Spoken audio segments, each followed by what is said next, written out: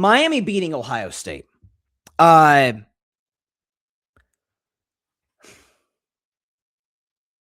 not necessarily shocked that Miami won necessarily. I actually predicted this game. I had Miami winning and covering 9.5. You're like, then what about this was...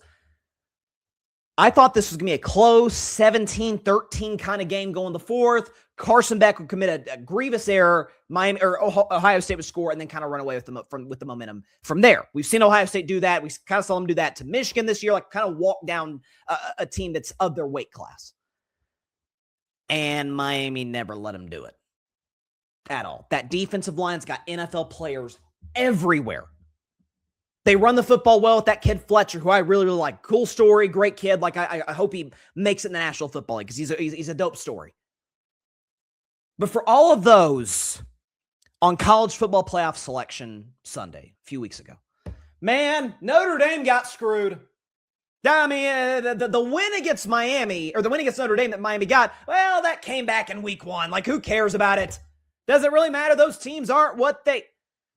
First of all, so the game doesn't count now?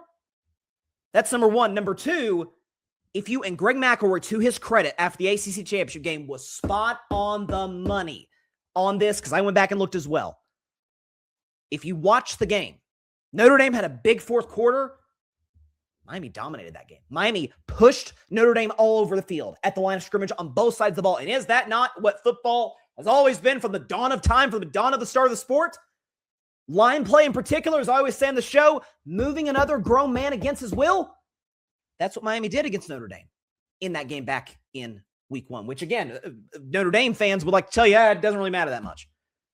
Does it matter the fact that Miami is now 6-0 against ranked teams this year to Notre Dame's 2-2? And by the way, Notre Dame's 2 wins came against USC, good team, but just lost to TCU in their bowl game. And obviously they beat Pitt, who Miami housed. I mean, both Miami and Notre Dame destroyed Pitt, so doesn't really matter. That's a wash. Tiebreaker goes to, and we see this in sports all the time, first tiebreaker goes to who won head-to-head? Hurricanes did. Hurricanes pushed the Notre Dame all over the field. Now, if you want to have the conversation about Notre Dame should have been in the playoffs because we shouldn't have had Tulane and James Madison, I'm all here for that discussion. I think we should have a scenario in which we do have the best 12 teams in college football, and by that definition, Notre Dame would have been one of my 12 best teams. I think they should have gotten the playoff. I wish our debate could have been for that last spot. BYU, Texas, Vanderbilt. Like, that would have been a fun back and forth.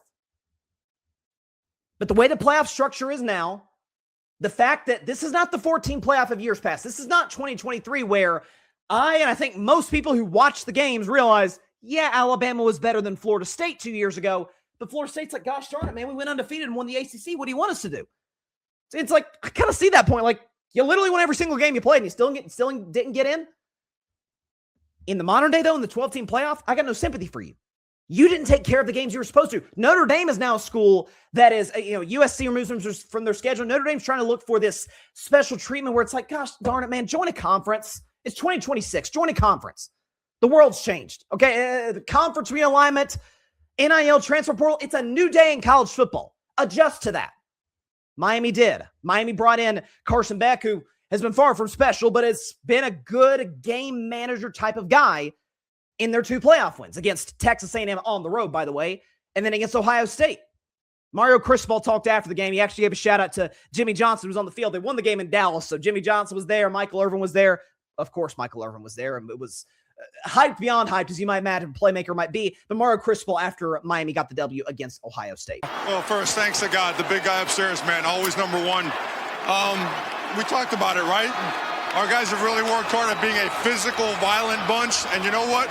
Coach Johnson, there you go, brother. There you go, Green Tree practice field. Let's go. Wait for me. Don't leave. Don't leave. Don't leave. I just think it's look at it, man. These guys, you've been down there. You see how we work, how we practice, and they just kind of got tired of hearing how everybody. We're focused on us. I mean, you kind of saw him like going back and forth, like, we really care what people. We're just worried about the Miami Hurricanes. Like, of course, those Miami kids are human. They have social media. They have TVs. They see what people are saying about them. They see the Notre Dame homers and people who are, traditionalists say Notre Dame should have got in because they beat who? USC, I thought USC was pretty good this year, but that's it. Miami beat both, Notre Dame and, who was the second? Oh, I'm sorry. I was thinking about Notre Dame. Notre Dame lost to Miami, and then they lost to Texas A&M. They lost to two teams in their weight class. What do you want me to do? By the way, the Notre Dame loss came at home. The A&M loss came at home in week, I guess that was week 3. But you look at Miami again. What did they do? Beat up Ohio State. It's one thing to do it against the Fighting Irish. One thing to do it against the defending national champion Buckeyes.